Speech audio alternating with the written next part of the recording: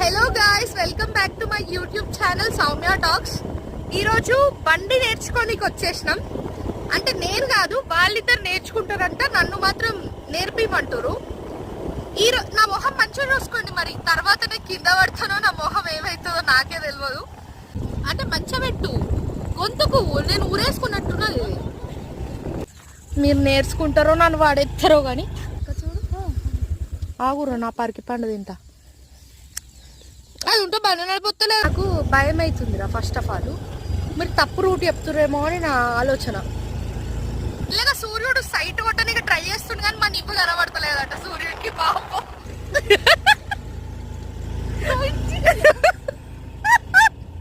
నా భయం ఏంటంటే ముగ్గురం ఉన్నాం, ఓవర్లోడ్ అయిపోయినాం ఆల్రెడీ. బండి ముగ్గడి కదురుతుందో కదరదో అర్థం కాదు.